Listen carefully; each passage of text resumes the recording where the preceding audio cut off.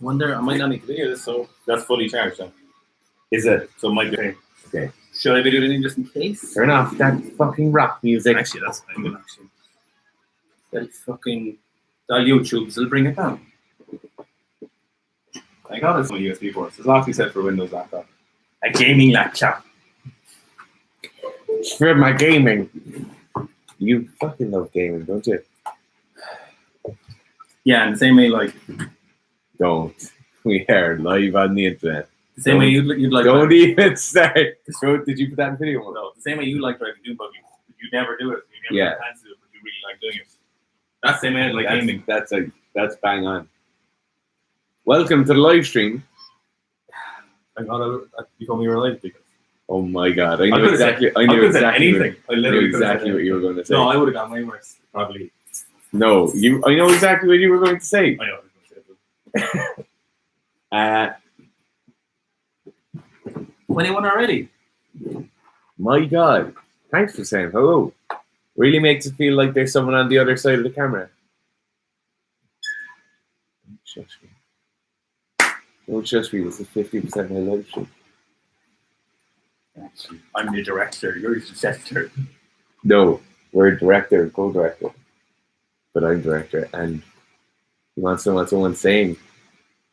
Yeah, to be honest, I'll say anything. I'm a liability, so it's best that we don't talk about it. Oh, you talk about what Owen was going to say before I told him to shut up. Do you know what? We're not going to say it. The worst part is I don't even know what I'm going to say most of the time.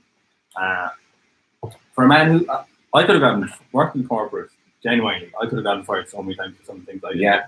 Some of the things I didn't even know I was going to say. The problem is, being an actually funny person, you don't know what you're going to say until you say it, and it's just all over.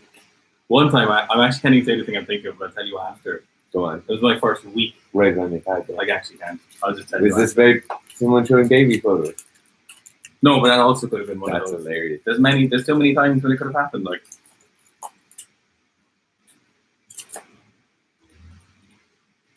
no people like that. No road. 29 people.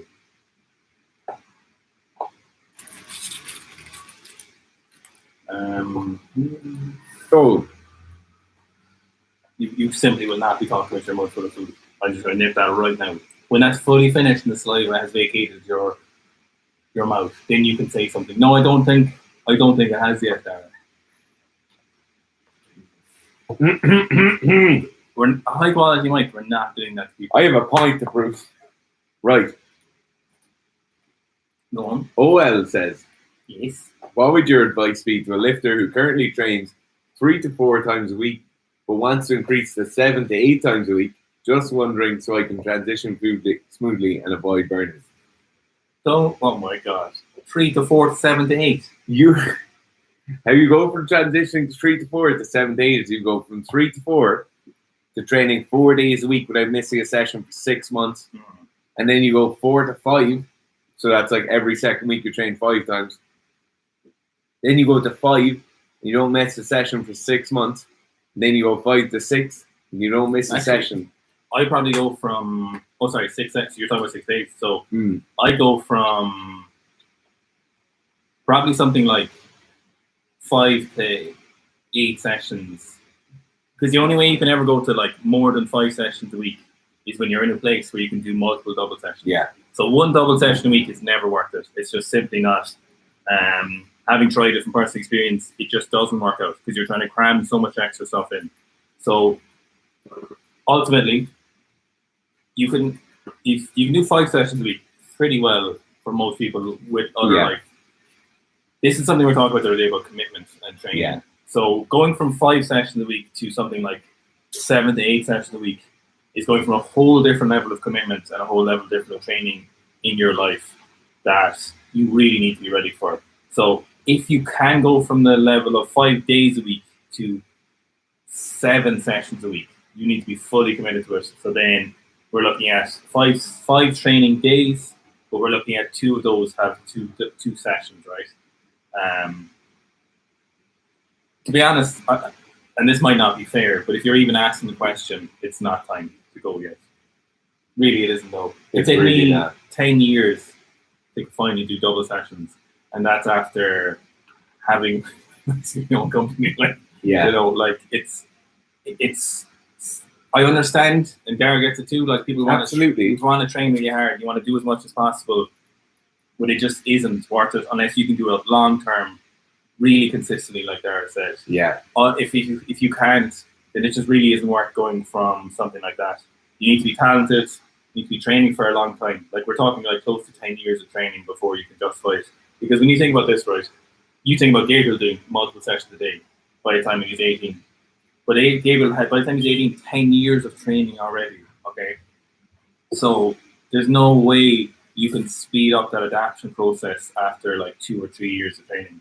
There's no point, and it's certainly not going to work, and it's definitely not worth it. So we should probably answer the question like going from 3 to 4 to 7 to 8 in a better way, but for you as a person, more useful for you is you just shouldn't do it. Yeah. Yeah, you literally just be more consistent with your 3 or 4, and then that suddenly becomes 4, and then you be super consistent with your 4. It's not so much about the sessions you add in, it's the missed sessions you omit. 5 or 6 days a week got me to 155, 190. So just put that in perspective. Yeah, and 5 days, a lot of weeks realistically. Yeah. Joe, like most of the time. 5 weeks. While working full time and trying to do this and have a life. So like 5 days a week will get you a long way. Clarence never has done double sessions, and he got into 195 to 30 or something. So like, it's not about the amount of training. If it makes sense to do more sessions, then that's great. If it makes sense and you can afford it, it can work very well. It's working really well for me at the moment, but it's only because it's taken me so long to get here ultimately. We have a few small little fluff questions here. Writing a book. There is a book like on the cards, but it's not on the homepage of our desktop or anything. Like it's not in editing right now or anything. The last 3 months have kind of put on the back burner, just trying to get going again since the lockdown. The lockdown's a great opportunity to write those. Yeah. But since that, we've I was thinking about this the other week actually. We should get back to it, but if we get a full-time video editor, we can probably get moving on the book. That's true, actually. Somebody's asking, was that a TK? Yes, it was a TK. Yeah. Is Ilya's dip for the jerk very short? Okay, I'm gonna do a really annoying project one here, right? Short is subjective. So is Ilya's jerk dip very short for Dara? Yes, it would be. Is it perfectly appropriate for Ilya? Absolutely. I would consider Ilya's dip just appropriate. I wouldn't say it's really deep. Is it just right? So like, Young Chul has a very short dip and drive. Gabriel has a very deep dip and drive. Miso has a very, very deep dip and drive. For me, Gabriel's or Ilya's would be appropriate. That's what I would say. It's an appropriate length.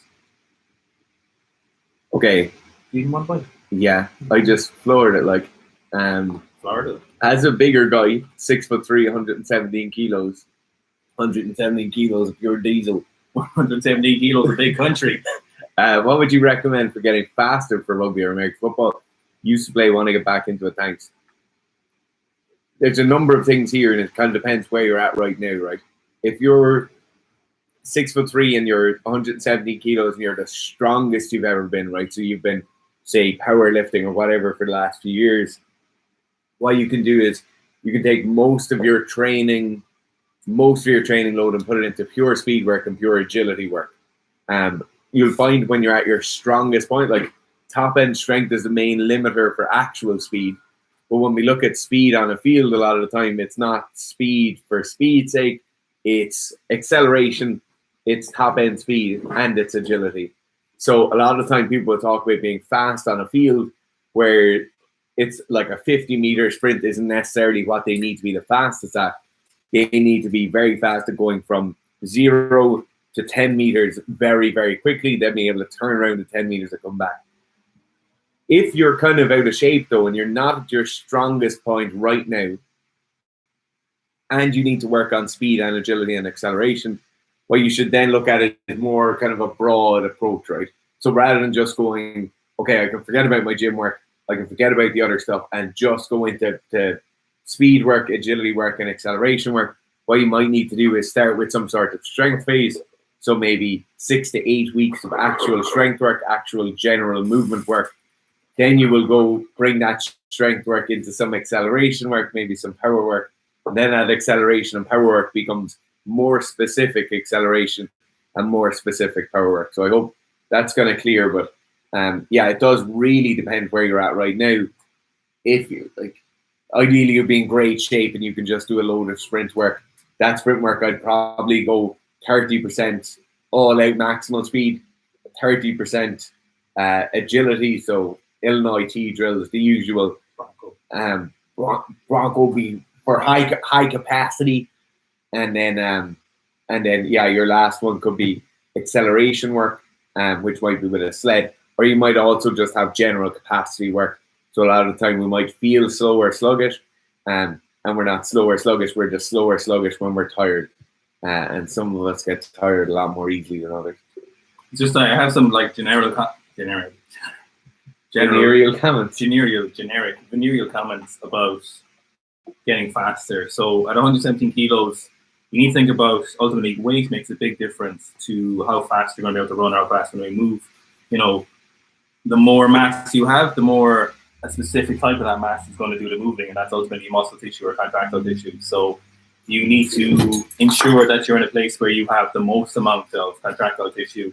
6'3", 170 kilos. It is certainly possible if you train very well, if you're diligent with your diet. Dara has, well, no longer for now, I suppose, that's the nature of the game really, but has a very talented, very hard-working, very diligent athlete, a rugby player. He was... For his off-season? Yeah, he was a prop. Dara took him through Griffin. You might have seen the video, did him all the way through. Ended up with a phenomenal testing season for his rugby team. And what blew my mind about Griffin was just in the phenomenal shape this man was at 100. I've never met someone who's 118 kilos. He was 120 kilos. 120 kilos, who's been in such a great shape. And he was fast for a prop, like he was very fast. Like watching him run with his little sun visor on, so funny. But he ran the Bronco very, very fast, from what you're telling me. So like he had very little fat, like 18% body fat, 19% body fat, which is phenomenal. Yeah, spread over that kind of frame. So he had a load of contractile tissue. So you need to start thinking about body composition as well. So obviously all the things like Fitz saying, the type of training you're doing and how you get into shape and what kind of training you do. But also you need to really think about just what kind of body composition have you, because Lash is not going to run very fast. There's a lot of body fat. Body fat doesn't contract. It's useless for everything bar absolute weight or for running into people, which is obviously very, very useful for playing rugby, for contact sports. But muscle mass would still, 117 kilos or more muscle mass is much more useful for impact and running faster. So I'd say, Simon, look at your body composition and play the long game with that too. Body composition isn't something that will drastically change within the next 8 months favorably, you know. So, excuse me. So I'd say have a look at that and see where you're at. Chances are it could be always better. Patrick Miller asks, a very regular commenter on the live stream. Very regular. Great to see return viewers. Always great. Is power building a waste of time? Conceptually, it seems sound, but I worry it's just half-assing each. For me, power building is powerlifters who don't do it. That's what power building is. That's all it is like. Because power building is what powerlifters should be doing. You see Aiden's training, you know, loads of assistance work, loads of hypertrophy work, loads of non-specific variations. Specificity is great, and that's like from weightlifting, it's phenomenal for every sport. It's very important, but specificity at the right times, after the right amount of pre-training, is so important, and to support that. So to me, most powerlifters should just be power building for 80% of the year, and then the last 2 weeks they're powerlifting. The last 6 weeks they're powerlifting. You know, so to me, powerlifting is what I would do if I wasn't weightlifting. I wouldn't compete in powerlifting because it's the most boring sport in the world. My God. It killed Dara's desire to train. I didn't even finish the meet. I did the squats. You actually didn't finish the meet. It's so boring in that thing. It's squats. But that's exactly how I train. Squat, bench, and deadlifts. And just lots of hypertrophy work. For me, that's what I think. The other point to this is 2 of the biggest complaints I have, not about powerlifters in general, but about powerlifters who aren't doing well. They're generally not doing well in one of 2 areas. The first area we see is a powerlifter who is too light for their current frame or too light for the lifts they want to achieve. and they'll stick at that body weight in a sort of semi-atrophic state. They'll plateau everything after a certain length of time, and they want to stay there.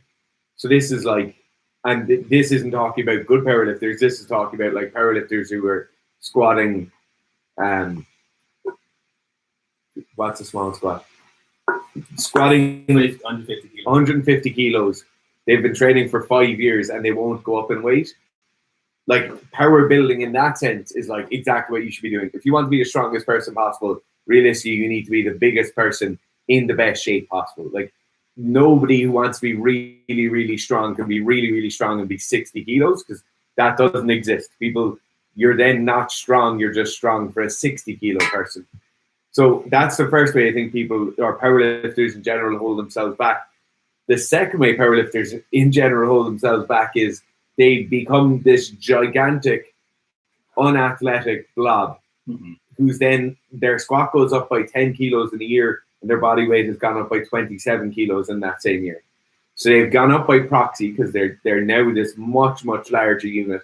They're a different animal than what they were before, but it's like increasing the towing capacity of a vehicle by making that vehicle into a 3-ton vehicle instead of a 2-ton vehicle, and then it having the same engine running it. So they're the two kind of pitfalls I wouldn't want the powerlifter to fall into if the powerlifter was like my baby cousin, right? But I think power building is a great way of staying away from that because you have a conscientious job in the power building thing of getting bigger, getting in better shape, and you also have this constant thing of being like, I can't be a fat blob of a powerlifter, and I need to have some sort of consciousness towards body composition. So I think it can be great in that construct. A friend of ours wrote a book about power building, Arthur Lynch. If you want to go and check it out, it's an ebook online. Okay. I think in terms of, efficiency at size and stuff, now that we're on that kind of thing, I think neurological efficiency is way overplayed, and I think powerlifters worry about it too much. My God. Powerlifters worry too much about their wilks, and they worry about like what's going to be most impressive. But in terms of like long-term progress and being the best athlete you can be, like neurological efficiency runs out real fast once you get at the weight and if you're training hard enough. Ultimately, at some stage, you need to be adding more muscle mass. You need to be adding more contractile tissue to do more work. You can recomposition with stuff like performance-enhancing drugs, and that's why a lot of the information people get from powerlifting is coming from people who are on gear and are training in a specific way. And to them, this is the way that works. So I don't think they're even being disingenuous. No, they're not being disingenuous. And this is the way they train. They train with stuff like top sets. They train with stuff like, drop off, RP kind of things. Yeah. And to them, this is how they train. And so their mates are training and everyone's kind of a fake natty in that regard. Everyone's testing competition, so they can't talk about it. And then they kind of, they stay in the same weight classes, but they progress every year in those kind of weight classes. And they had like 20 kilos to squat at meets and stuff. And one of the great things drugs allows you to do, among the many great things drugs will do for you, is you can recomposition at a particular body weight without gaining any weight or losing any weight and still progress and recomposition, So it's an interesting part of drugs. But it's that kind of neurological efficiency, getting more efficient to your body weight, increase your width and stuff. It's overplayed and it's short-term progress, and there's definitely progress to be made with that kind of, getting better motor unit sequencing and firing. That's all very important. But ultimately, you just need more muscle mass, and that's where I feel like powerlifting, and that's our TED Talk. Thanks for coming to our TED Talk. Buy a t-shirt on the way out. Mark's asking, when I squat heavy, my upper back, I love when people answer their own question. I love this one. So Mark says, when I squat heavy, my upper back mid tend to run over. Is this my upper back and lats aren't tight and strong enough? Yes. That's it? 100%. That's it. They're just not strong enough. Well, yeah. Mark. Yeah. Having had the honor of having to coach people in person for years, right? Sometimes people just do things. Yeah. And they're aware they're doing them. Mm-hmm. You like stop rounding your upper back when you're squatting. Yeah. They're fully aware they're doing it. Yeah. You know you're doing it. You obviously know you're doing it because you've come on the internet and you've asked us. Sometimes you just need to stop fucking doing it. Yeah, yeah. And it's like no matter how hard you try, you'll still arch over. Like that might take 8 weeks of you never squatting a weight or approaching a squat intensity whereby your background's over, that might break it. It might just be you going completely away from traditional squatting and go to a pause squat. That might get rid of it. But a lot of the time, it mightn't be this kind of physiological or structural issue. You're too weak or whatever it is. Are you wearing no socks as well? Yeah. Fucking hell. But it might just be you need to stop doing it. But Gareth is probably right. You're probably too weak. But put the fucking goblin feet away. It'll never hurt, Mark, if you get a strong upper back. You're not going to get a stronger upper back, Mark, and go, damn, my back is running even more now since I started rowing 120 kilos, you know. You're going to be like, wow, you're going to see a lot of things where the upper back strength, you didn't even know was going to help, and it's not going to be a negative. So if you're unsure where to start, making that the muscle that's compromised really, really, really, really fucking strong is a great place to start, and then see what happens from there. Like, he's not going to do it and be like, fuck, my upper back is so strong for my squats, it takes over. You know, that's not going to happen. Like, okay, big boozy fitness. What programs would you recommend for a rugby player who enjoys ollie lifting and has done CrossFit previously? Just finished a general strength of an adapted 5-3-1, looking for next block. I would recommend the Seeker Strength off-season and field athlete program for you. If you really like, I'll post a link. Will you post a link, please? Yeah. And if you really like, if you want to go away from rugby and training as a rugby player, then you should go for the Seeker Strength for CrossFit athletes, or what we call the Seeker Strength for Fitness Athletes program. Both of those programs are 4 days a week. They're perfectly well-rounded. They're very well suited. You can fit in other training around them if you need to, and you'll have all your accessory work included. It's called Seeker Strength for Fitness Athletes because trademarking in CrossFit are aggressive. Yeah. So I just posted those links there. Great. Not a question. Why did the split snatch fall out of favor with athletes?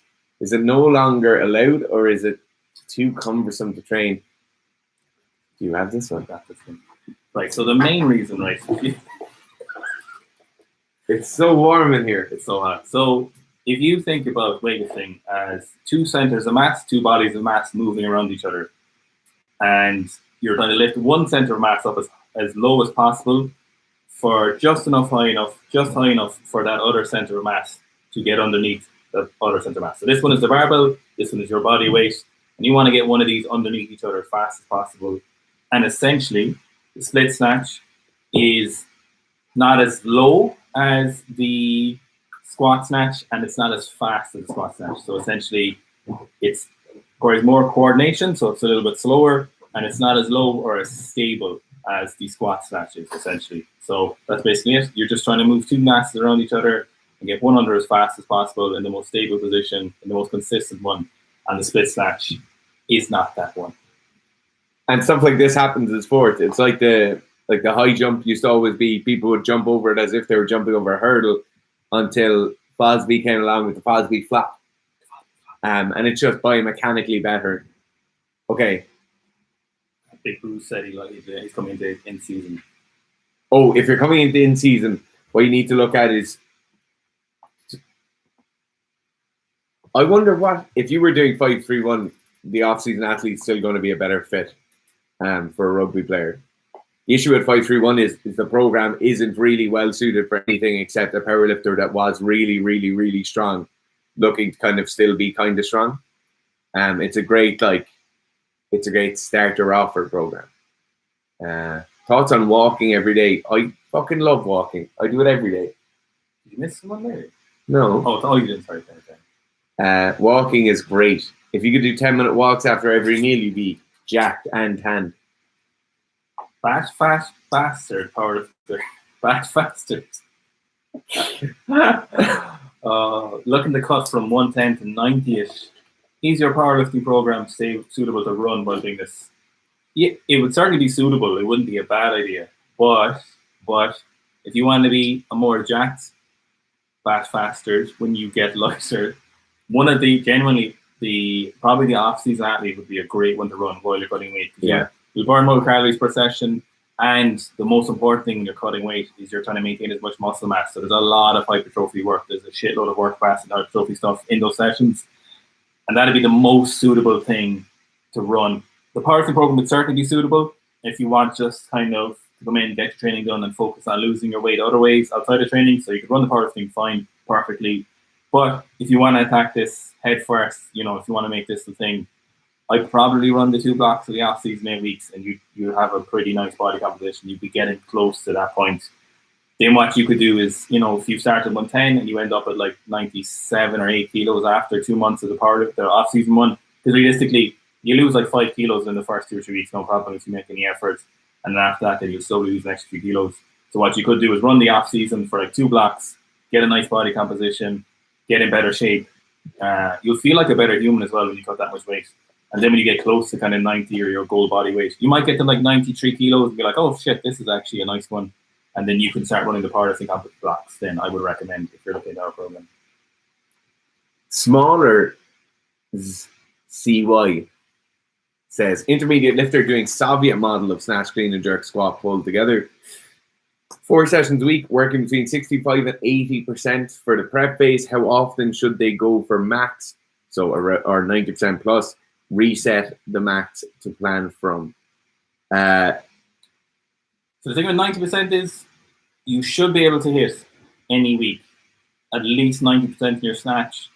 In the clean and jerk, I'd be more favorable. I'd be more in the realm of saying probably like 85%. But realistically, for most people, you should be able to hit, if you wanted to, very confidently hit 90% of both of those, at least one. So you should be in a place where you're capable of doing that. Now, when you're in a kind of a prep phase, you probably won't do that. It depends what kind of prep phase. It depends, are you coming off a lot of weightlifting, you're dropping back to a prep phase, so then you've kept a lot of this, high favor stuff here, and then, or kind of high specificity stuff, so you kept a lot of these gains, and you're going back into a prep phase, then you can certainly try once a week, do something at 90% for a single or two, and I get some of my athletes to do that. If you're coming off no training, or shit training, or an injury, you probably won't be hitting 90% for the first month, I would say, realistically, in most scenarios, because you won't be able to, or it won't be good quality. So most scenarios, you probably won't be doing it for the first couple of weeks.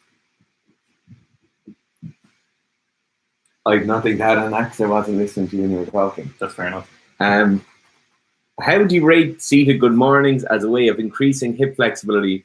I see many weightlifters doing them, but they don't seem to be talked about as much as other exercises. Weighted good mornings, weighted seated good mornings, to me, to be honest, are like a filler exercise. So they're like, you will see a number of weightlifters doing exercises and you're like, geez, are they really an important exercise for an Olympic level or an international level weightlifter to be doing? What you find is like the amount of sessions they're doing every week is that they get time to do a lot of these kind of more eccentric movements that you mightn't necessarily have to do, or your coach might program for you. I program them on the very rare occasion. I think I have one person doing seated good mornings on the programs at the moment. In that case, it's I don't want any more loading on their quads or knees, and I want them to be loading up their lower back, and a seated good morning is a great way of doing that. But I wouldn't see them as by any means as a staple for a normal weightlifting program. Jad says, I've actually not add that. I could add that for fluffer, but I've not that. No. I totally agree with this. Matt, we agree on some things. Yeah. So Jad, I'm going to say his name now. Chrome Q. I have an issue where my shoulders feel very stiff. What workouts or stretches can I do to increase shoulder mobility? Swag University just has so much good stuff online that I know people have their issues in them. And someone wrote a very well thought out comment yesterday in one of our videos about where we talked about this last week, and people attacking Aaron. And he wrote a very succinct comment, to be fair to him.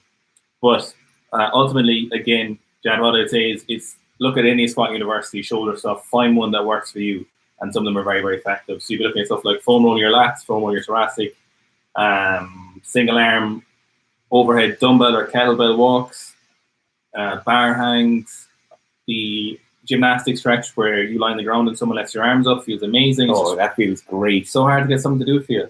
Yeah, especially if your elbows stay close and your thumbs are pointed up to the ceiling. Oh my God. Mobility stuff just doesn't really interesting. No. Oh, we've got a juicy question there below. Holly Blue. Wait, what's the other one? Oh, besides this, I had this. Oh, yeah. No, but this is the one I'm talking about. Oh, yes. Okay, My push press is 93 kilos and my clean and jerk is 107. Should I continue to focus on my push press and try and improve my jerk? You should be doing both. And like neither of those numbers are at a point whereby you're like, okay, you need to stop doing one. If your push press was 105 and your jerk was 107, you'd probably be like, okay, you can ease back on the push press. But you still don't want to stop doing something and lose that possible advantage you have. But Cully Blue, I would probably just keep pushing both of those very, very hard, and not ease off one or the other. Aiden Dev says, what is the current state of Irish weightlifting on the international scene? How do you think it could be improved? A functioning committee without a certain self-serving person on top of the committee. There's loads of great people out there who have been involved with Irish weightlifting, loads of people who still would get involved, but there is a lot of politics currently. We won't say any names. It's a clusterfuck. Like. Yeah, but there's loads of great people out there who would run a great committee, run a great committee, done it before, and they're waiting on the sidelines to be involved again if they were left and do something productive. Ultimately, working with Irish weightlifting committees and stuff like that is a thankless endeavour, and you end up with more grief than you'll ever positively get out from it.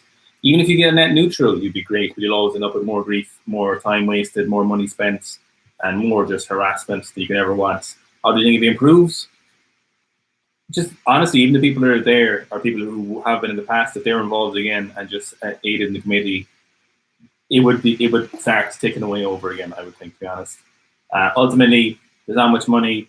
There's only like 2 weightlifting clubs. There's no dedicated coaches really. There's just so much wrong. It's not even where do you even start. And it all started with one big issue. Okay, we should probably just stop talking about that because it doesn't do anyone any good. Okay, best exercises. Like, to be honest, one, just read the fucking question. Just forget about it. You said stop talking about it. So I just said stop answer talking OL. about it. Okay, OL says best exercise to increase hamstring strength specifically for ollie lifters to be faster and more explosive. What's a great exercise for hamstring strength is doing RDLs from some sort of a block with a bit of a shrug at the top. Yeah. I really like that. Yeah. Because the shrug at the top allows you to stay in full extension for that bit longer and gets that actual contraction. I love those ones. They're a great I exercise. love them. You need to give me those blocks actually. When you can buy them, like they're for sale. I'm simply not buying those. Also, if anyone's in Ireland and wants to buy either a platform or a set of jerk blocks, there's both for sale. Do you have a platform? Very good price. Yeah. What platform? The rugby club is selling theirs. Oh. If your squat program is only 2 days a week, also I don't have anything else. That's probably one of the best ones if you're looking for one exercise. Best exercises. Nordic Falls are great. Bud Chernega wrote a skating piece on Nordic Falls recently and he attacked the knees over toes guy. What? I love the aggression, but Nordic Falls are still a great exercise. Why doesn't he like them? So his issue with them is that there is one kind of have like choke points in terms of the dynamic movements. You know? The length tension relationship in the hamstring. So your knees and your feet are anchored. So essentially your hips are doing on moving your hamstring, which is not really what happens in sports when you're running and stuff. So I can kind of see his points, but also strength training is general and not specific. Yeah. So if you're coming at strength training from an idea where you think it has to be specific to sports, which is what Bud Chernega likes to think, and he's a very accomplished biomechanist, so I'm happy to listen to his views. Some of the stuff Bud says I really get behind, Joe. Yeah. Then Some of them sometimes totally don't get behind. Yeah. This is one of them. Strength training is not specific. It's general. It's strength training, you know. So Nordic Falls, RDLs from blocks, just at knee height, be a great one. And they're it really. They're the main ones. Go on. I need to finish on an earlier point. No, you So I forget felt like- about it. You're not going back to it. To be Forget honest, about it. if I do youth athlete weightlifting in Ireland, I'd tell them to stop weightlifting. and do There's something loads else. more questions. Anyway, Oh my God. if your squat program is only 2 days a week, how do I supplement it with Olympic weightlifting? is there one of your particular weightlifting programs that goes along well with it? All of them are written to be run concurrently if you want. So all you do with any of the weightlifting programs is you sub out your squats and you just input in the Road to Anywhere squat program, working sets, reps, weight. What you need to look for though is, so take for example, if you run block 1 of weightlifting and you want to run the squat program at the same time, you need to understand that block 1 of weightlifting will have to take a back seat to the squat program. The squat program in every sense is the priority. So if it wasn't the priority, all you would do is just run the squats that are in any of the other programs. You do your normal squats.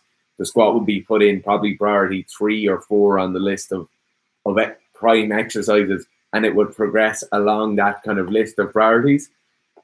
When you do substitute it in, the squat then becomes a priority, and you have to put everything you possibly can into it. So if that means dropping back the weights in your snatches or clean and jerks by 20%, that might be it. If it means you're getting an extra hour of sleep every night, that might be it. If it means getting an extra 550 calories a day, that might be it. God bless those calories. That's the trade-off you're making. Feel it there. What about Stefan Bodev's shark? Oh my God! What? Have you seen Stefan Bodev's shark? No. Oh my God! I'm going to show you. You're going to love this. Stefan Bodev's shark, one of the best ever. One of the best ever jerks, ever phenomenal. You're going to get a horn from this. It's going to blow your mind. Unbelievable. Just literally. He's like 120 kilos. This is 250. He's super heavyweight. Oh my God. What about it? Holy shit. What's there? He is exceptional. Toshiro, what's there to say about it? It's unbelievable. So maybe Fitz. Do you know what? I bet he has a really big strict press and push press. He actually might not, because he did the Bulgarian. He's a huge squat. Like Yeah. Erica, that's for you. Maybe Fitz. Oh yeah. Erico Oliveira. Another return viewer. Thanks. It's great to see you here. Maybe Fitz already talked about this. Are there some tangible measures you'd recommend towards managing stress? Working a corporate job feels like stress factors are out of my control. Yeah. Careful understands where you're coming from. What I would say is, so obviously measurement of stress is important, and there are measurement tools out there. But in terms of you and you kind of understanding and you being able to manage that stress and also train like an athlete, what's also important is like the tools you have in your toolbox of how you perceive that stress, what that stress will do to you, and the alterations or the steps you'll take to kind of dissipate that stress or move in a separate direction away from it. So take, for example, if you're an accountant, Erico, right? And you know that coming up to the end of April is the tax year is ending, and it's going to be stressful. So say you have a time like this once a quarter or once every 6 months, you know it's going to be stressful. You know you might be kind of preemptively getting worried or preemptively setting things up where you know training is going to take a back seat. You know you mightn't sleep as much. You know you mightn't see friends or family as much. The skills you might acquire, such as like a framing exercise you might do when you leave work, which kind of might set a boundary. There's loads of really good stuff in framing out there. Framing might be a really good tool in that time. Also, something as simple as journaling or something as simple as like a pre-bedtime routine. It may not necessarily be something like mindfulness or meditation, but just having a number of steps you will complete at the same time each night can be really, really beneficial in those cases. The problem here is you mightn't always be able to preempt when this stress pops up. And that's where you need to have a kind of plethora, or you need to have a number of different things that could help you deal with stress. Like dealing with stress might be you take a vacation day once every 3 weeks for those busy few months when you're there. And that vacation day is literally just you unwinding.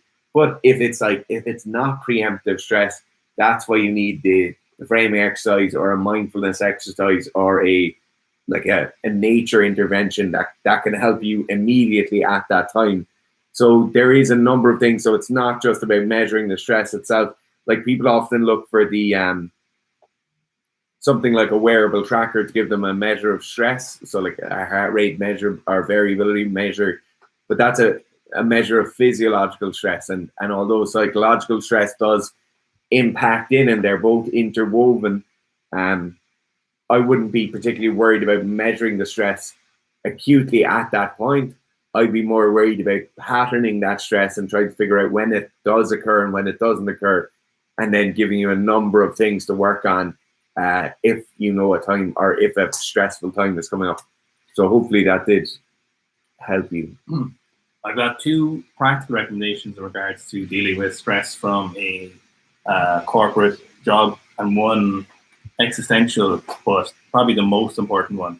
First one is, and this was told to me by one of the smartest people I've ever met in terms of just like IQ, like a genius, but also a man who loves drinking 2 pints of Guinness, so you can get an idea of he is. He's just from West Cork, very practical, very, very, very smart.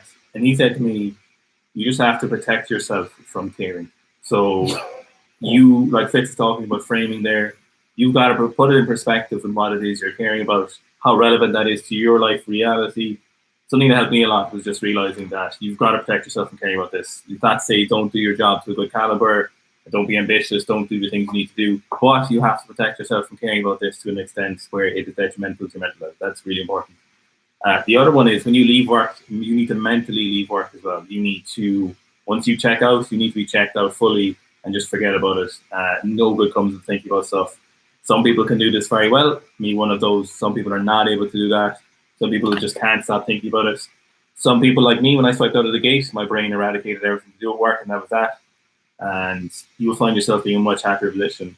Finally, though, the last point is from kind of an existential kind of position, from something that's a little bit more, I think is more important than the first 2. The first 2 are like short-term plugs. Ultimately, you need to do something better. You need to do something more important for yourself.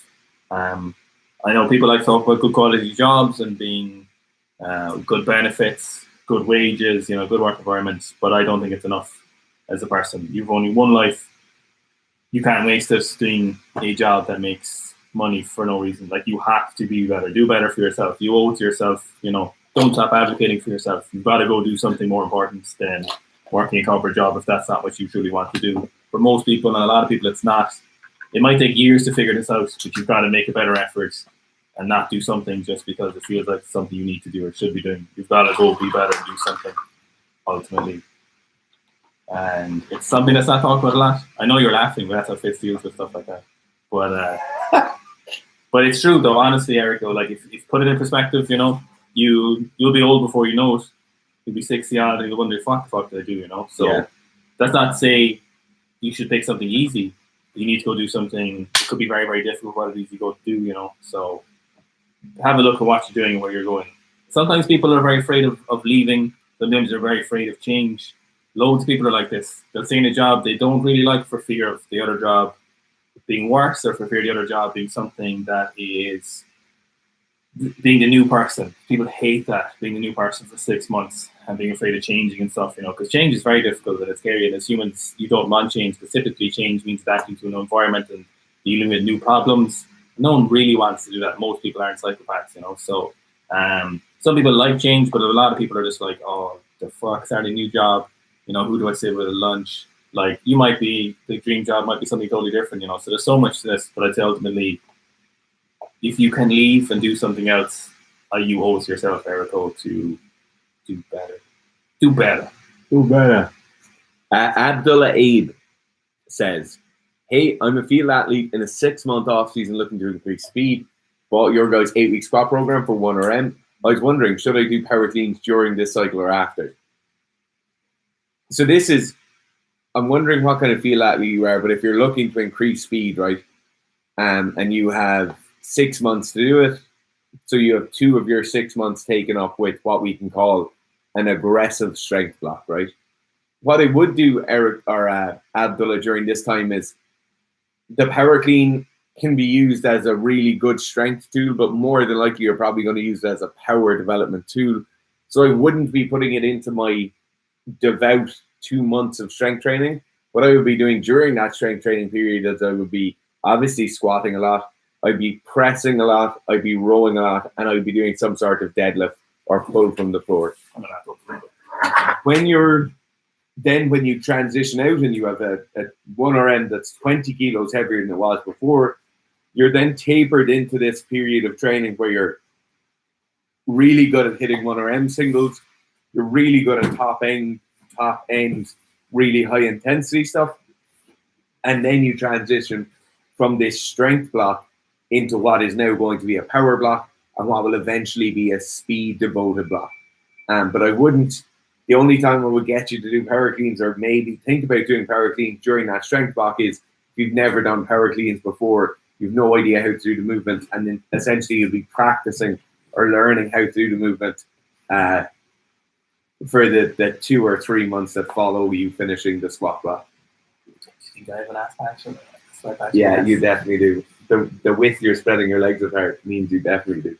My squat 147 is ridiculously weak compared to my bench. Did your squat and bench program increase my lifts by 7 kilos, 7.5? That's fantastic. Well done. Thanks for doing them. Should I increase squat frequency? No, not. It's probably not the answer. If something worked to increase, rinse and repeat again until it doesn't. Then reassess and see, can you do something different again? Chances are, the same stuff will work for about another 50 kilos in reality. Yeah. So if that worked well, if those 8 weeks worked well, chill out for a little bit, run the maintenance program, and then run it again. There's no reason not to. Realistically, it will work until you get to like 250 or 260 kilos.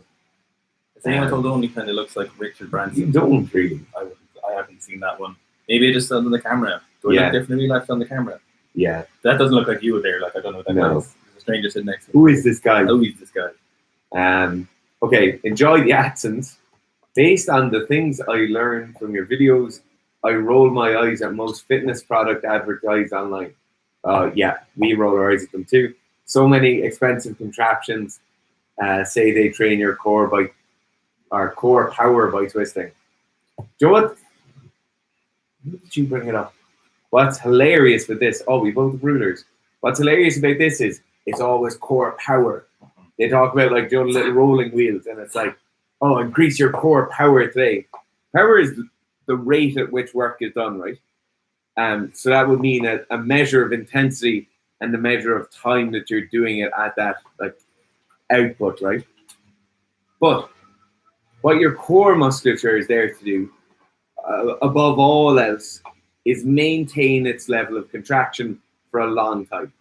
So it's never this kind of maximal like 1RM, MRV, like maximal voluntary, or MVC, maximal voluntary contraction. It's never about that. It's never about being really, really powerful in a twisting motion. Most of us, besides the hammer throwers, the javelin throwers, and a few more, aren't really developing this. Like, this isn't a normal thing to be developing hugely. What you want to develop is a core that will stay tight for a long time and keep your posture really, really good. So thanks for the comment. This is the opening ceremony just happened. They lit the bowlings off years ago. That's London 2012. Oh shit! Where's the fact? They just put that up. Oh, well, it happened anyway.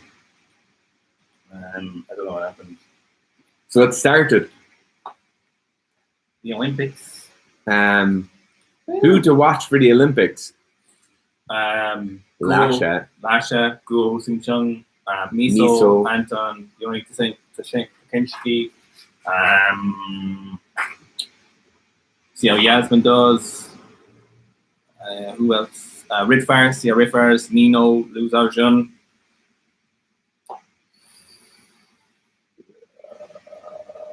Where are we going? Lucky W. Thoughts on the reverse hyper? Lots of anecdotal reports of lifters claiming it was a useful tool in rehabbing lower back week, but many seem to recommend against it. McGill.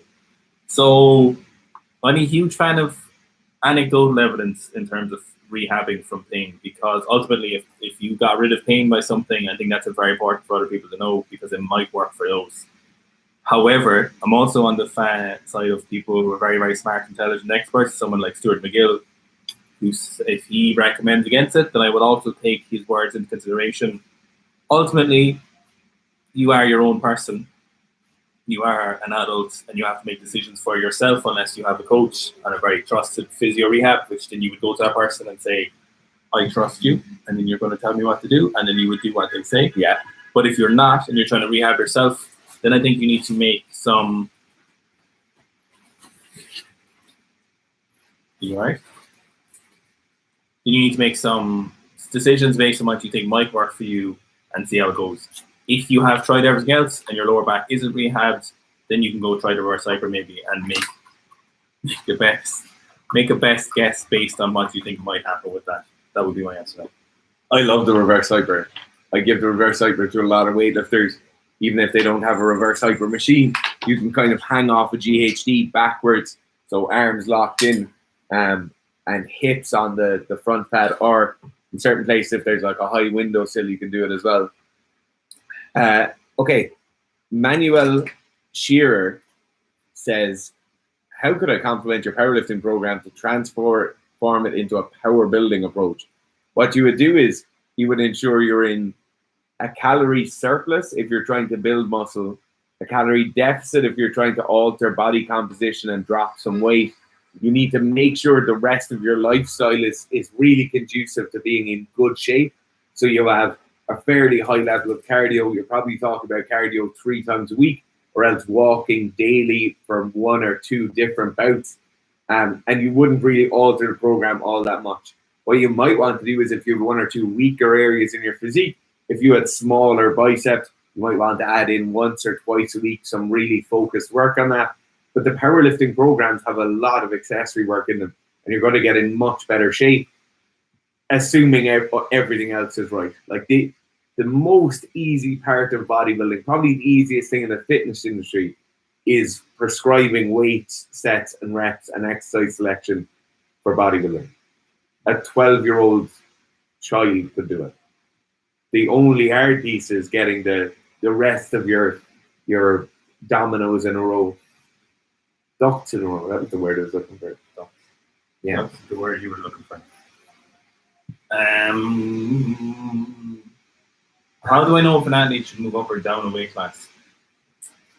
So, if you're really, really fat, it might be worth looking at moving down, honestly. So if you were just out of shape, you're overweight, you're on a healthy position, unless you're hyper competitive, it's probably worth looking at moving down a weight class. Kane's one of my athletes. He's in phenomenal shape.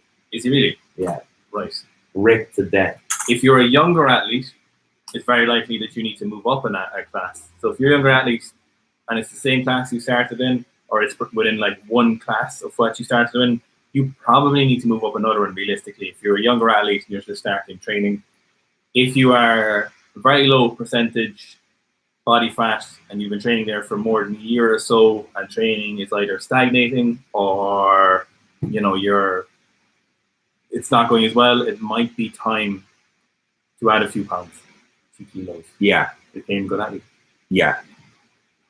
Simon says, I'll take a look at myself and I'll see what you say. Thanks, boys. Would you recommend any training programs? I do better with a structure. Simon's a 6'4", 117 kilo rugby stroke American football player. I mean, do not recommend the program. Off-season strength and hypertrophy would definitely be a really good lap 1 or 2. Yeah. I think there's a fire. I think there's a car on fire outside. James Norman says, what kind of lifting will be beneficial for endurance athletes? What kind of training would be beneficial for endurance athletes? Yes, we need more cooking with CCAP. Endurance athletes. The interesting thing with this is when you look at an endurance athlete, a lot of the time people think, oh, the only reason like long distance runners or any of those will train is so that they get this increase in durability, right? So they become less likely to get injured. In fact, there's a huge amount of performance outcomes that come from strength training and being stronger while doing an endurance race.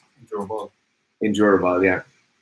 So what happens is, if you imagine, there's 2 things which are incredibly important. The first thing is the actual efficiency of your running stride. So efficiency would be the posture you're running with, how upright you are, what the length of your stride is, how much breakdown there is every time your foot hits the ground. So are you heel striking every time? Are you braking? So are you hitting the ground in front of your center of mass every time your foot hits? So all of these things are really well aided by strength training.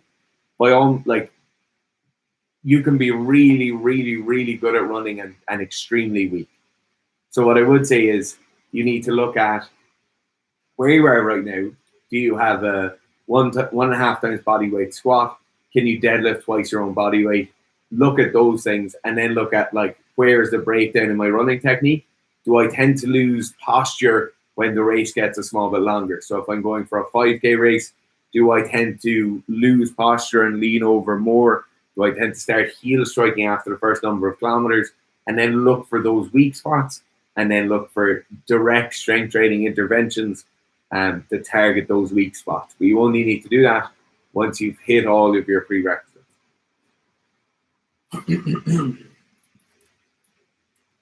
One mistake endurance athletes always make when they're doing strength training, and it's comical from the outside, is they'll do mega high rep strength training when they're doing strength training. So you see someone like Cam Ames doing sets of 100 and lat pull downs or tricep extensions, and it completely defeats the point of purpose of going to the gym to do strength training. So don't make the mistake of doing your strength training as also an endurance event. Remember, strength training is not specific.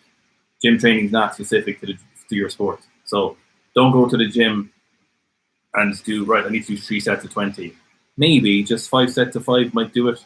So strength training, remember, we're trying to build strength if that's what you're doing in strength training. So don't make the mistake of doing endurance training. You see rowers in the gym doing sets of 40 in the back squat and stuff. This is not it. No. It ain't it. That ain't it. You need to do strength training the same way a weightlifter or a powerlifter or a rugby player does it. Strength training is strength training. Aaron asks, Fitz, how's your training going? Pretty good. Training is actually going well. Your clean jerks kind of come back a bit. Yeah. You haven't done many clean jerks, have you? No. And the only thing that's impeding my training right now is my wrist. My wrist just gets sore every time I snatch. Can you better? I hope I haven't snatched in a week. But we have a training with friends coming up soon. A little trip away after this before we go in September. So I need to make the big trainings for that. Where are we going now? So Hilmi says, so I've been thinking squat every day is only for conditioning and ready for competition, not for improving numbers, right? No, I think squat every day realistically is only for people who just want to squat laps. That's the only time. The only time squat every day is it's nothing to do with anything else. It's not even appropriate for that, but it's a condition people have that they're mentally not able to leave go from not squatting every day. And that's why they want to do it. So there's no, in terms of sports performance, just people need to stop trying to rationalize it themselves. Yeah. Just saying you want to squat every day. Yeah, that's it. Smallers asked, following off the power building question earlier, Fitz said you want to be as big as possible in good shape and as strong as you can be there. Does the same apply to weightlifting? No, a little bit, but not really, to a much lesser extent. It applies in theory that bigger weightlifters lift bigger weights, but in terms of if you were 120 kilos, you'd be incredibly uncomfortable. So you need to look at kind of power to weight ratio is something that matters a lot more in weightlifting if you're not a super heavyweight. Super heavyweights, most of the time, more mass is more. But for everyone else, you need to look at labor length, mobility, power to weight ratio, how that affects your speed and your power and your ability to train. So weightlifting, you still should be in good shape. You should always be in good shape in weightlifting. But bigger is better. Being in good shape is very, very important, but bigger isn't the correct answer. You also want to look kind of distribution of muscle mass along a lifter's body. More muscle mass in the lower limbs is more important because it keeps your center of mass lower, so it lets you get down faster. It allows for better stability as you're basically a triangle essentially. That's not to say upper body mass is not important, it certainly is, but you need to look at kind of different things, whereas a powerlifting, the most contractile tissue you can possibly pack into your weight class is the most important, and that's why loads of drugs work really well for powerlifting, whereas it wouldn't work that well for weightlifting. So Ripto was right, you're too skinny. Get strong by 40. Yep, another consistent commentator. Yeah. We remember the names, lads. John Sellers. I wonder if there's any relation to Henry Sellers, who was in Father Ted. I made the BBC. Okay, John Seller asks, at what point do you think the benefits run out for an athlete to improve squat, deadlift, etc., by simply doing the exercise more versus choosing other assistance exercises? So squat, you're probably looking at like, once you get to like a double bodyweight squat for most athletes, unless you're a rugby player, someone like that, for most field sport athletes, so like a double bodyweight squat is definitely a point where the amount of training you actually get beyond that won't really benefit you that much if you just do your sport and maintain that double bodyweight. The deadlifts, you can get really high in the deadlift scale without having to increase your muscle mass a lot or waste time training it to a certain extent. And then I did mention bench. So there's certain strength standards that you would benefit hugely by getting to. And then once you get to those, for most people, rugby players are really unique. And rugby players and NFL players would be people I put in a different category. But for all other athletes, track and field and stuff, there's a certain percentage of your body weight you lifting is super beneficial and it'll take you all the way to elite. But then beyond that, then it's kind of like, it's not really beneficial. Some cases it might even be detrimental. Not having that strength, but getting there will definitely be detrimental. Detrimental. Yeah. Detrimental. Metro Central. Tim O'Shea says, thoughts on doing static holds with weights to increase shoulder strength and stability. Static holds aren't something we do a huge amount of. Yeah. What we do is loads of shoulder stability work. I do give static holds for people who are recovering from some stuff, so just like static holds laterally or front raise holds, but they're a step in a process, you know. They're by no means the thing that's regularly in the program. They're just in there at certain points in a recovery stage. I do single arm overhead walks every day, and that would part of that is the static overhead hold, I suppose. So certainly helps for mobility and stability, but it needs to be specific. What supplements Max McKee? Another did I skip one? No, I didn't. No. Max McKee, another consistent poster. Always remember. Says for somebody competing. What supplements, if any? What are you competing at? For someone competing, other than protein, creatine, and the good old Snazlog. ZMA without a shadow of a doubt, absolutely. Yeah, ZMA. ZMA is the only one really. So like then you could look like there's loads of things you could take. If you had unlimited funds and you had a big enough gullet to swallow enough pills every morning, you could take things like lysine, L-carnitine. You could take things like lots of vitamin C. You could be taking loads of vitamin C is a great one. Yeah, you could be taking loads of vitamin C. You could be taking echinacea if it's the time of year where you're likely to get sick. You could do loads and loads of stuff, but in terms of actually having effect. Powdered testicles. You take like bone marrow supplements. You could be taking like there's loads of things you could take if you want, if funds were no problem, and you could just not waste your time, but you were willing to spend 15 minutes in the morning choking down stuff. You could take taurine, for example, would be another great one. Alpha GPC, like acetylcholine, any neurotransmitter supporters like stuff, anything that increases GABA, sodium, minerals, literally. On the point of ones that would actually matter though. Yeah. There's only one that would actually matter besides ZMA, and that's taking caffeine as you're training. Yeah. Or as you're competing. All the other ones are fluff. Yeah, if you like, they are. I wouldn't recommend all of them, but I would support you taking all of them. If you did like a needs analysis and you're like, you know what, I have €100 every month that I can just buy a load of stuff, and they will certainly benefit because lots of them have loads of great research with them. But do you need them? No. Like, I don't know if you saw this recently, but More Plates, More Dates did a thing on Greg Doucette's pre-workout, you know? Right. Yeah. And people are fucking obsessed with taking pre-workouts every session. And I think it's the biggest load of bollocks ever. You shouldn't need pre-workouts every session. So there's a load of this shit. They talk about how effective it is, and the milligrams, and people argue about it, and everyone's buying their supplements. Yeah. My favorite thing was when Konstantin Konstantinov, he's a dude. He passed away a few years ago. The Latvian dude, an absolute monster. Yeah. Guy. Yeah. Him and Misha Fly were talking one day, and they're talking about why they didn't like caffeine or pre-workouts. Right. Because they're saying when it gets competition, you're not able to call upon your fucking resources when you need to do it. If you rely on every time, you always need pre-workouts and stuff. And I definitely agree with what they're saying. Are you alright? Many people have motion sickness. So how do we get onto that? Oh yeah, the supplements question. So Yeah. Yeah. Anyway, besides caffeine, besides creatine, and besides ZMA, you probably won't notice an effect of the other ones. Is the main thing. Like you won't notice an effect of Yes. um. Late Pete says, how should you adjust training if temperature is way more than normally? Just keep training. I've no time for people complaining about the heat. If someone like me could train in the 40 degrees, Yeah. thing, I don't think you should adjust it at all.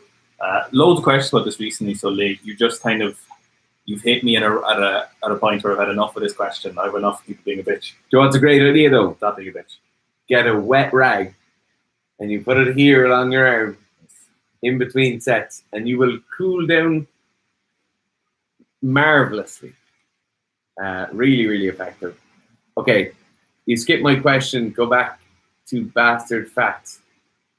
What? I don't think we did. Also, we can skip anyone's question we want. We can skip any question we want. This is our live stream. We can answer any questions. And Joe, when we go onto your live stream, you can skip our question. Yeah, skip our question all day. I actually don't think we did though. You might just need to rewind a bit. Okay, best barbell and plates for home gym. This is something we went in there. The best possible barbell you can afford. Yeah, and then the cheapest bumpers. Yes, I have 11-year-old strength shot bumpers, the coloured ones. You know, they're 11, at least 11. They could be 12 or 13 years old, depending on how my brother had them before he gave it to me. Actually, no, they're brand new, so they're about 10 years old, and perfect. They're the weight, best possible bar you can possibly afford, and then the cheapest possible bumpers that you can fit. Get metal collars. I wish I had them somewhere. They're lost underneath the hay somewhere. They're genuinely. I forgot. They're probably holding up a gate, like they're somewhere in the sheds, and I'm so upset I had to. I really want them back, but get metal like 2.5 kilo collars. Don't get metal change plates. Get rubberized. Fuck me, the banging will go to your head after a while. Especially if you're in a small enclosed gym, the noise will go to your brain. So get friction rubberized small ones. You can get really cheap knockoff ones. Loads of companies do them now. You go into Alibaba and buy them. Don't get metal change plates, or get some and some of each. So just have some rubberized. That's something I would put the cash out for as well. If I'd spend a little bit more on those, and a little bit less on branded bumpers. I would say spend 60 to 70% of your total budget on the barbell, and then everything else plates. Okay, S&C for middle distance runners. General strength standards need to be reached: squat, deadlift, plank, etc. Importance of plyometrics. Middle distance runners.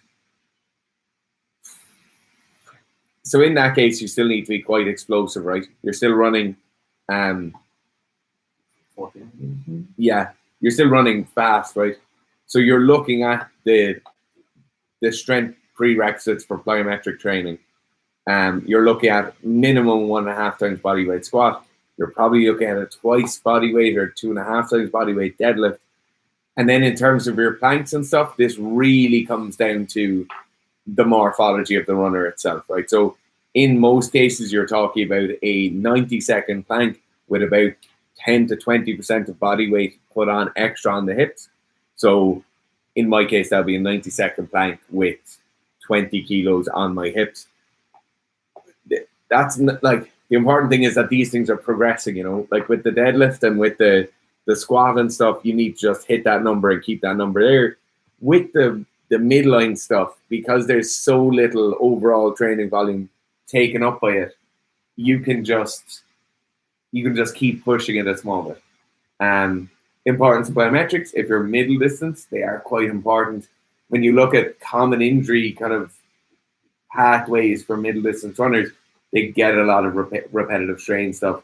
So a plyometrics program would help with that, like a maximal kind of just getting a bit springier and a bit stronger in the stretch shortening cycle would be a lot more effective. Mr. MRE, don't you dare advertise things on our live stream. He's saying the certain barbell is a great one. The fuck? Get the fuck out of here. Oh my god, that's getting... Oh my god, take him off. No way. Take him off. Put user in timeout. Take him off. My God. Advertising on our fucking thing. I've no time for that. Okay. My God. The absolute cheap. Okay. Oh my God. So many more questions. We keep going till about another 20 minutes. Yeah. And then we'll have another training session again. Lots of good questions already. Loads of great tips for this. And Yeah. go into my head. Okay. Simon's asking about a massage gun. Again, if I had the money, you know what? I've had the money. I didn't buy one.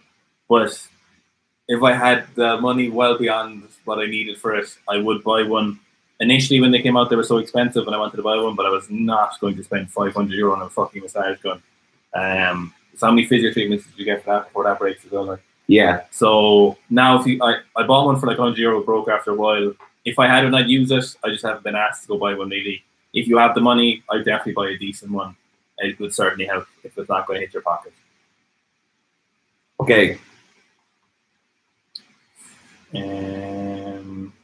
Last. Where did you skip the question? I did, yeah. But that were.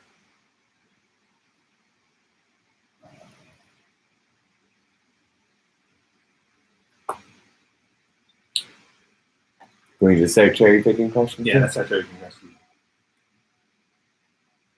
Oh my God, you put so many in. Buffett Food. Is he still there?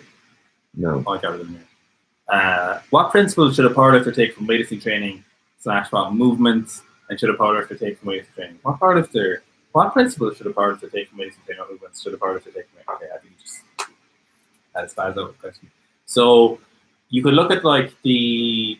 Now we're talking about good weightlifters, not the average weightlifter, obviously, not internet weightlifters. So good weightlifters have very high work capacity. They'll do a lift, boom, do a lift, boom, do a lift, boom. Get a lot done in half an hour sessions. Like weightlifters will move through it. Good weightlifters, all the best weightlifters seen, have really high work capacity. Doesn't knock sweat off them when they're training. They move through things, boom, boom, boom. That's something a lot of powerlifters take. Spend too much time waiting around. It's no benefit drawing out sessions. 3 sets of 3 deadlifts takes them 45 minutes. That's just too long. It's bullshit. There's no reason for things to take that long. So work capacity from just hit it, load, assess what you do, then go again. Mobility is something that some powerlifters are pretty terrible at. Overhead squats is something I would probably, some weightlifters do a little bit, some period of time would be nice. It's not very, very important, but it would help a little bit. But I think the main thing powerlifters probably take from weightlifters, good weightlifters again, obviously, is just a high work capacity and high ability to just get a lot of training done. Get like actual training. Like when you're training for an hour, we're talking about like 40 minutes of moving kind of time, not 10 minutes. Yeah. The other thing I think they could learn is just a small bit better planning. So I think a lot of us like to have the program laid out and we have this and we go into a session knowing we're going to do X, Y, and Z. And then we get to the session and we think, geez, the L dumbbell press today isn't great. But I'm going to do dumbbell bench press instead, like just sticking to a plan a small bit better, as if there was a coach looking over your shoulder. That would make a difference for 90% of people who go to the gym. Okay, Aaron obviously stopped watching the live stream after he asked the question because then his question was answered. Yeah. And now he's saying attempt number 3 of asking. Fuck that. Aaron, that's ridiculous. Aaron, come on now. Do better. Okay. Former PB squatting was 200 kilos. Now I can't even do 140 without tearing my groin consistently. Any places to go to improve lower body mobility? Dubstep IRL. You don't need to go somewhere on the internet to improve your mobility. You need to go to a healthcare professional and get that looked at.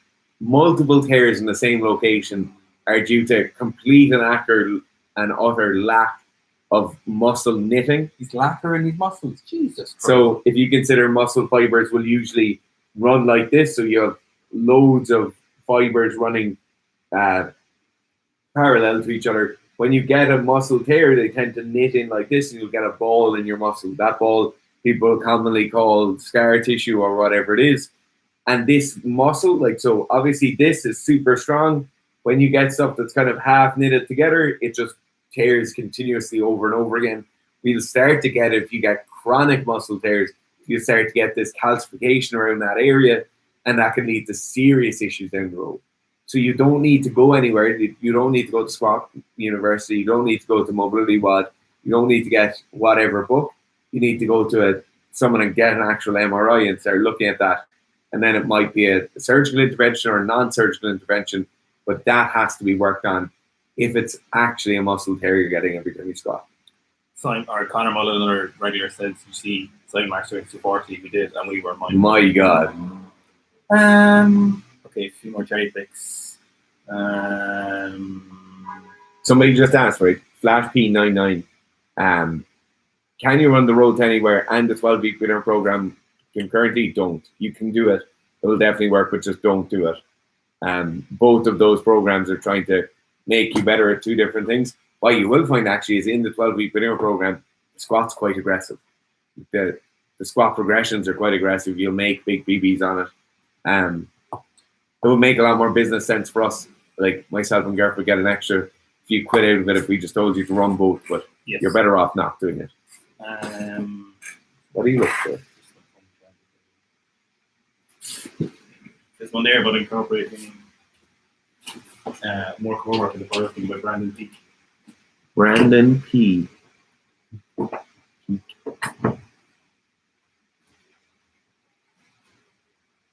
Where is that? So is it worth incorporating more core work in your powerlifting program if I think you have a relatively core? Absolutely. You can never do too much core work essentially. So oh my God, yeah. Yeah, definitely be well worth adding in some for sure. Without a doubt.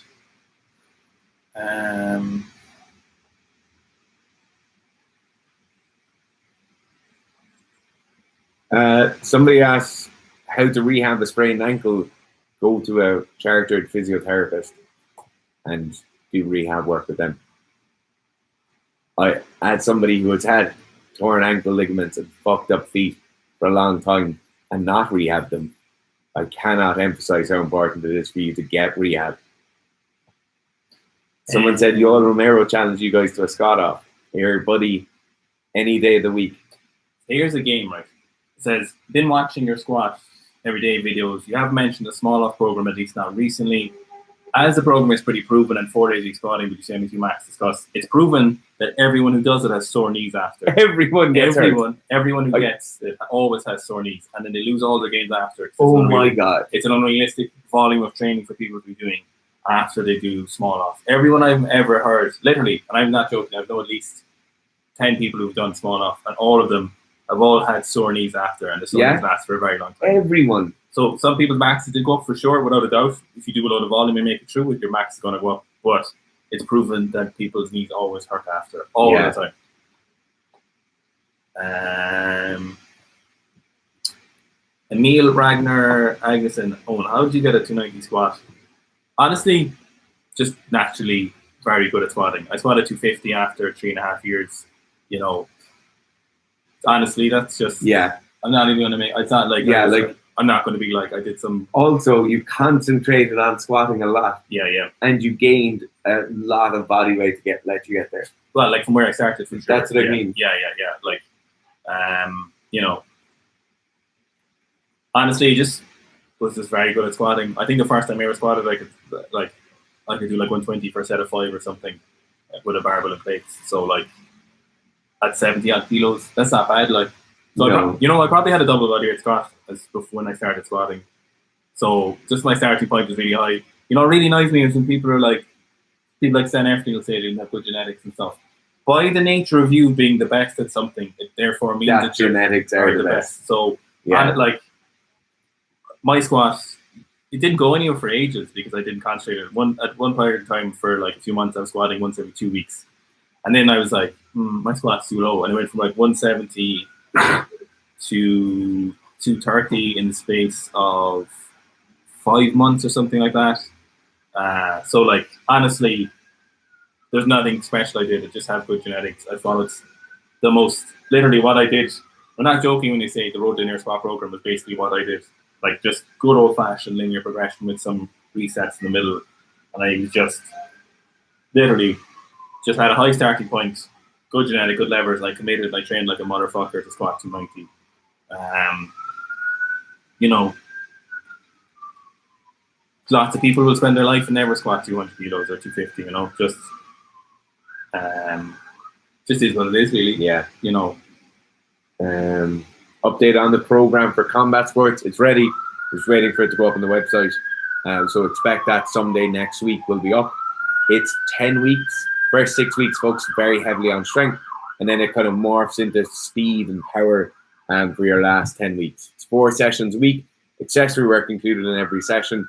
Very, very focused on midline and core strength. John goes, double body weight staff from the get-go. That's so disheartening for me. Please stop. Tell no more stories. Please, my manly heart is breaking. No, but it is like, you know, you could. Yeah. What did you say you deadlifted the first time you deadlifted on the floor?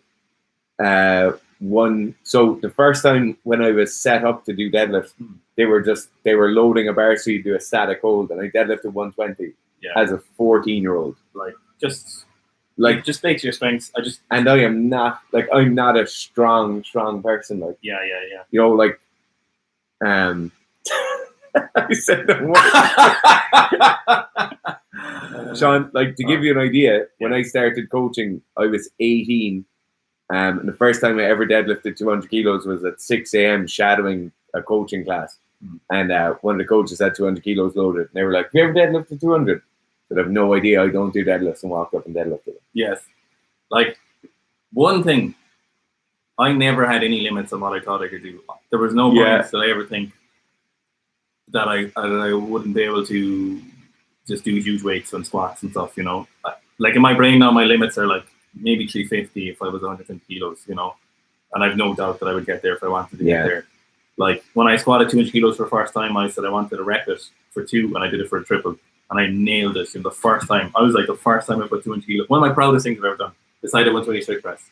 I was like, when I put 200 kilos on my back first time, I'm gonna rep 200 kilos, you know, and I did it for a triple. Like, so you just, part of that is just having no limits in your brain on what you think you could do. But like that was kind of our downfall as well. Yeah. Like I got hurt so much. I did it.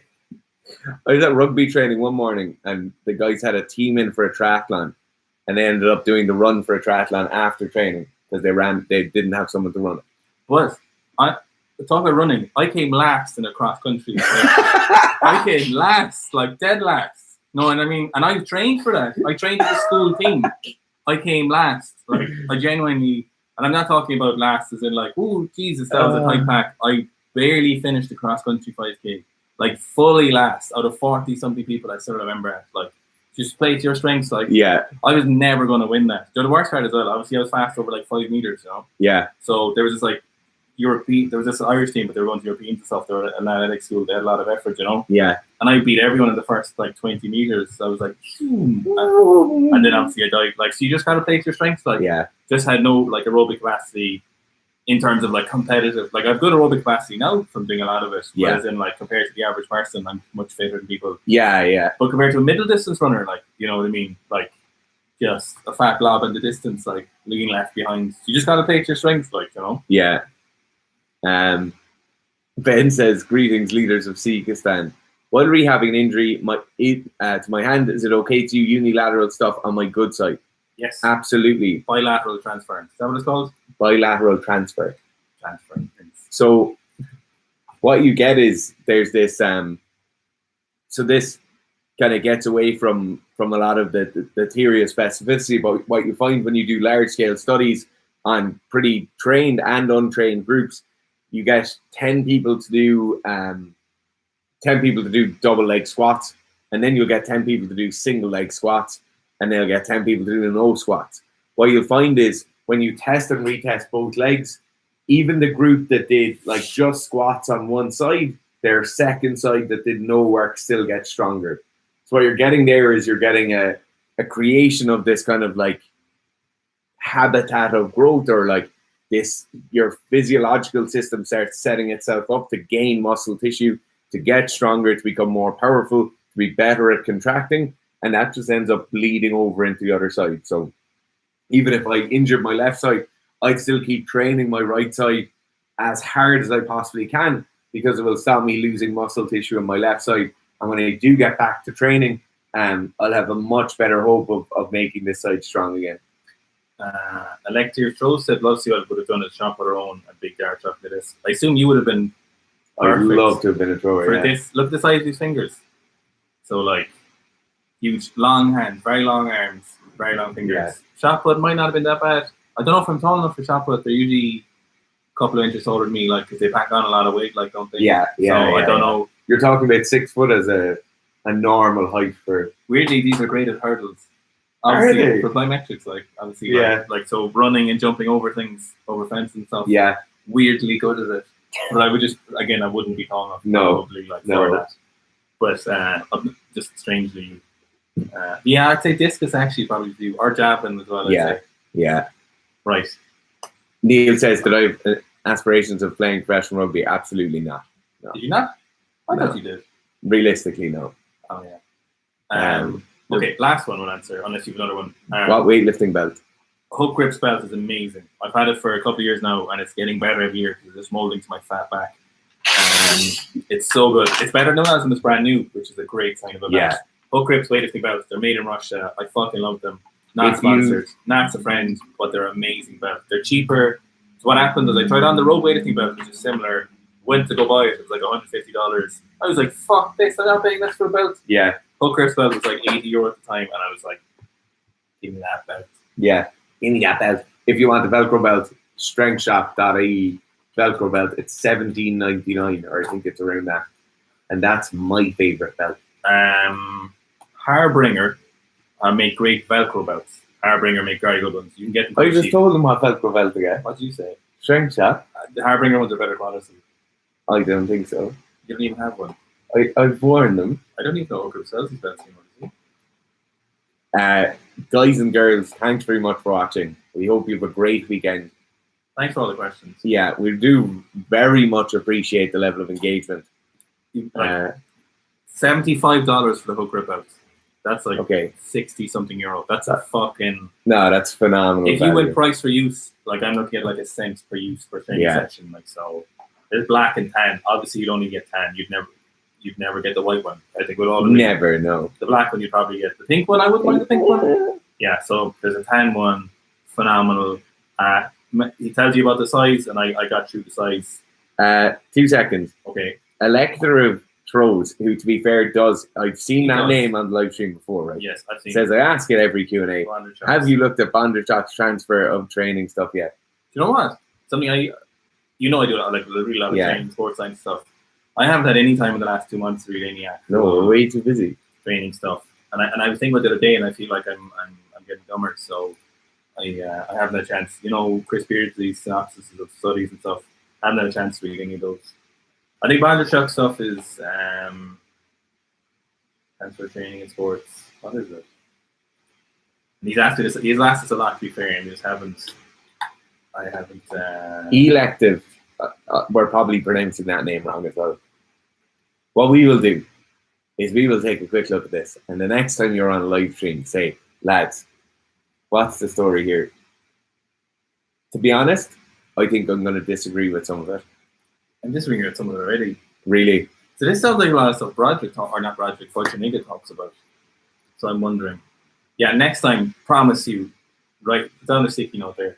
Because he's asked this a lot now. This isn't fair. We're asking this for a long time. We're writing a sticky note right now. It's going on the sticky notes on the bottom of Darren's screen. It's coming on my screen. Along with someone's name, H264, whatever that means. More. Make bench. So you want to start weightlifting, that's a new program. Dynamo label printer. Yes. Commitment, that's a video idea. Invoice for cost, that's from a webinar, and the website voucher. And on this is Bondarchuk. We'll remember. Bondarchuk training transfer. And he did say, he used to ask me my Q&A live streams on Instagram, and I always forgot to do it. I haven't read a Savvy text in months at this stage. I feel like I'm losing all levels of. Okay. Before we go into the thing, so. Right. I can't have the last meeting. Lads, thanks. We need to go and book our flights for a training holiday. Thank you so much for everyone who asked questions. I mean this a lot. It's phenomenal to see so many people, and so many people staying, like we were staying high and listening to what we're saying and answering questions. I know we don't get to everyone's questions all the time, but it's very hard. It's a lot of questions, and we like to start a talk. Ultimately, chronological order is the fairest until the last 20 minutes, and we like to like nitpick the ones you want to have a go at. So we're going to stick with Fridays for these. So Fridays for the future, 3 p.m. I think is, unless something changes. We'll still post about it on the Thursday, so you'll know, and just try and get in there if you can and ask your question first. It's only the fair way to do it, really. Yeah. Also, these are great because these are loads of videos where we can clip. The loads of other people want to know the answers to these questions. You saw like the squat everyday video, like it's on like 15,000 views now, you know, and something, just a clip we put up. So it's great for us. It's great for everyone involved. Everyone gets benefit. We get a benefit, you know. So really appreciated these. Thoroughly enjoyed doing them. Keeps on your toes too. Keeps you thinking about stuff. Yeah. Keeps finger on the pulse. What people want to know. Stuff. Combat sports program coming. 10 weeks. 10 weeks. 10 weeks. 10 weeks. Fitz is taking the lead on this one, as he should. So 10 week, mostly strength training with a little bit of segue into power training at the end. It'll be up within a week or two. We're just going to do some. It'll be on the website probably next week. We won't announce it though, but just keep an eye on the website if you're looking for it. And we're just going to we'll do some stress and see coaches react. There will be a strength and conditioning for combat sports athletes. That'll be the next masterclass we will do. That'll be announced pretty soon as well. So it'll just be like S&C for combat sports, and then that's it. I don't know anyone else who does live streams like this regularly. No. So we'll see you next Friday, or we'll see some of you in the comments of the videos. If not, if we don't see them, we'll see you next week. Thanks, guys.